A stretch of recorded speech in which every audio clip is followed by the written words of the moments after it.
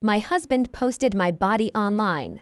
Last Friday, I'm 34 female spent my evening with obligatory fake name Kate, a young friend 24 female from work, as she wanted to discuss something personal with me. I didn't think anything of it as we do have a very personal relationship outside of work as well. As soon as I arrived to her place, the tension in the air was thick. She explained that she wanted to discuss a serious matter with me, but that she didn't know how to go about it. I told her to just rip the band-aid off and tell me. She told me that she had found 2 recordings of a woman she believed to be me on a pornographic website. I told her that wouldn't be possible, but she was adamant that I was the woman in the recording. And she was right. I've never recorded myself naked or having sex with my husband, but there I was in 2 recordings of 7 minutes and 4 minutes, both of them recorded in our old bedroom. As I rewatch every second of it, it starts to dawn on me that this was my husband's doing. But I pushed that deep down because there must be a reasonable explanation for this.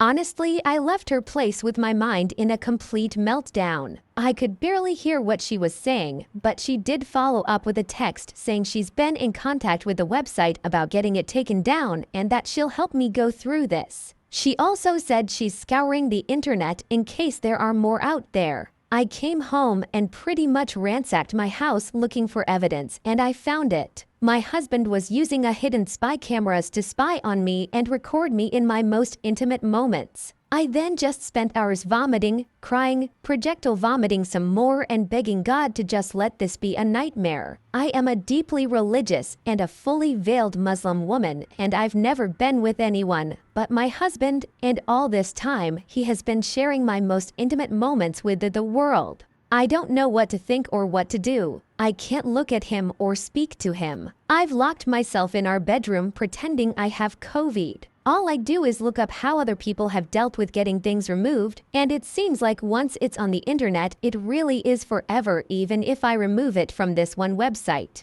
I've been crying non-stop. He truly must be something demonic, as he is right now talking about ordering in some of my favorites to see if I have an appetite, since I haven't been eating well. I am so unbelievably hurt. I don't know how to share this with my family, how to ask for help. I am crippled with shame, anger, and pain. Answering some questions.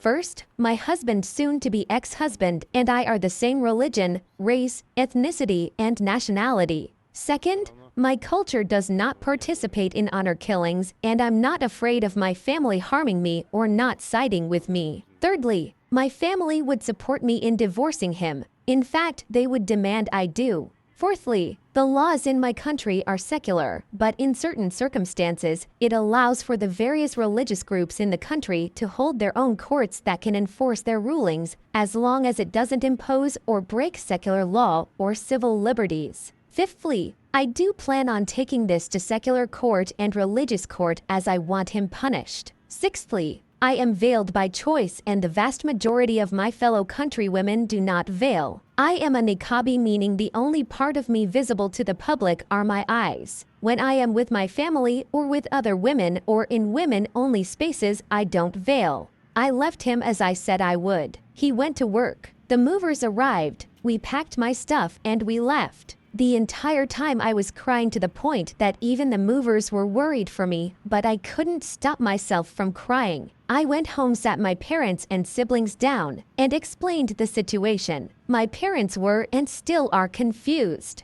They are elderly and fragile. They don't understand the internet. They just keep saying, okay, let's talk to the people and it will be gone. But my siblings understand. They are angry. They are sad and heartbroken on my behalf. My siblings and brother-in-laws took me home. We waited for him and we had a conversation with him.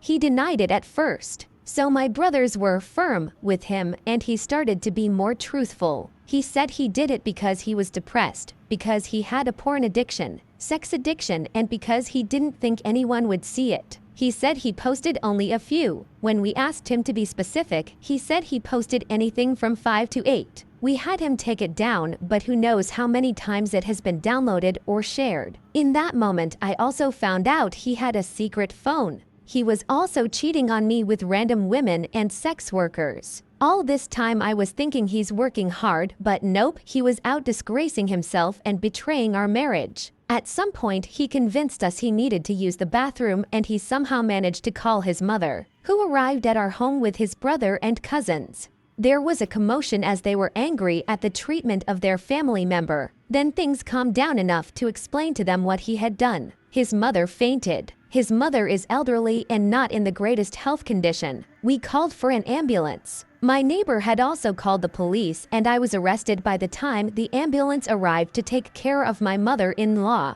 I spent the evening locked up. Didn't exactly have polite conversation with him. So yes, I was arrested for assaulting him, specifically slapping him, and he refused to press charges. Got released the next morning and went home to my parents. Cried some more because my parents kept crying. Then a few days later, I spoke to some lawyers my sister had contacted as they had experience with non-consensual material being posted online. They have been handling things with the police as I did press charges and they are dealing with the websites. I also have started the process of divorce. I went to the clinic and got tested and luckily he didn't give me anything so far, but I have another test scheduled just to make sure. I have spoken to his mother and she apologized to me even though it's not her fault. She told me that she understood why I want him punished. She asked that I let it stay in the hands of the law rather than I hurt him or have him hurt. He's in hiding, but he still calls and texts me from random numbers. He still lies and tries to manipulate me. I've just been documenting everything he says and texts to me. Oh, at this point everyone knows. I mean everyone, even little kids. And I feel more humiliated now than I did at first.